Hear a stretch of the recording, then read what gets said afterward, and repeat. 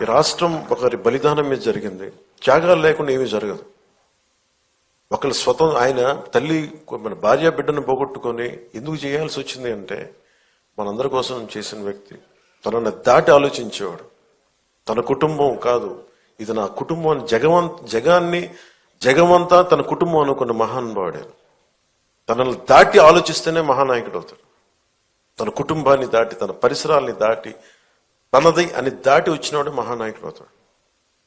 అలాగే ఈరోజు మనకి ఆయన స్ఫూర్తిని మాకు క్యాబినెట్లో వివరించి చెప్పి మమ్మల్ని అందరినీ ఉత్తేజపరిచి ఆయన చేసిన త్యాగాల్ని మాకొకసారి మరోమారు గుర్తు చేసి మా అందరికీ ఒక బాధ్యతని గుర్తు చేసి మాకు ఆయన ఆత్మార్పణ దినాన్ని చాలా బలంగా జరుపుకోవాలి, మనం కృతజ్ఞతలు అయి ఉండాలి, దానికి మనం బద్దులై ఉండాలని చెప్పి 10 సార్లు ఉత్తేజపూరితంగా చెప్పిన శ్రీ నారా చంద్రబాబు నాయుడు గారి మనస్ఫూర్తిగా వారికి నా కృతజ్ఞతలు, నా అభినందనలు తెలియజేస్తున్నాను. ఎందుకంటే కంటిన్యూటీ ఆఫ్ మెమరీ లేకపోతే ఏమైపోతుందంటే తల్లిదండ్రులు కూడా మర్చిపోతాము. అలాంటిది ఈరోజు ఎందుకు జరుపుకోవాలంటే ప్రతిరోజు మనం గుర్తు పెట్టుకోవాలి. నేను ఈరోజు అన్నం తింటున్నాను, నేను ఒక పదవి వచ్చింది, నేను ఒక ఉద్యోగం చేస్తున్నాను, భాషా ప్రయుక్త రాష్ట్రాలు వచ్చినాయి అంటే ఆయన బలిదానం వల్ల. అది గుర్తుపెట్టుకోవడానికి ఇలాంటి సంస్మరణ దినాలు చాలా అవసరం గుర్తుపెట్టుకోవడానికి. అలాగే ఆయన చేసిన త్యాగాన్ని మరింత ఇనుముడింప చెయ్యాలి అంటే ఇందాక పార్థసారథి గారు చెప్పినట్టుగా, గౌరవ మంత్రి పార్థసారథి గారు చెప్పినట్టుగా,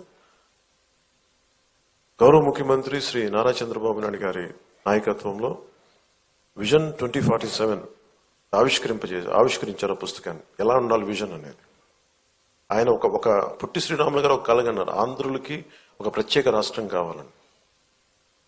నందమూరి తారక రామారావు గారు తెలుగు ప్రజలను ఎప్పుడు కూడా మద్రాసీలు అంటే నేను తెలుగు వాడినని సగర్వంగా చెప్పి, తెలుగువాడు కాలర్ ఎగరేసుకున్న తెలంగాణలో ఉన్న ఎక్కడున్నా సరే మాకంటూ ఒక ఉనికి ఉందని ఆత్మగౌరవాన్ని చాటి చెప్పిన మహానుభావులు శ్రీ ఎన్టీ రామారావు గారు. అలాగే చంద్రబాబు నాయుడు గారు మొన్న చెప్పారు, ఒక పార్టీని నడుపుతూ ఎంత కష్టమో నేను చెప్తా ఉన్నాను. ఆయన మనుగడ సభలో చెప్పాను, చాలా కష్టం ఒక పార్టీని నడపడం.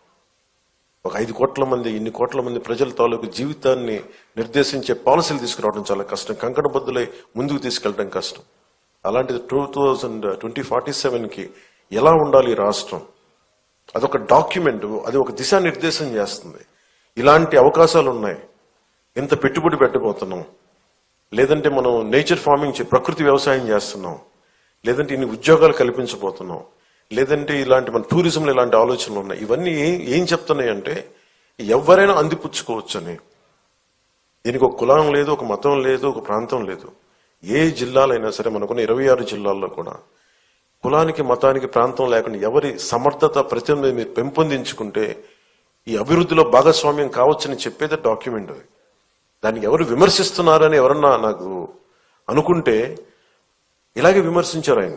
1990లో కూడా విజన్ 2020 ఏంటి అర్థం లేదన్నది అందరికీ కనిపిస్తే వాళ్ళు మహానాయకులు ఎందుకు అవుతారు?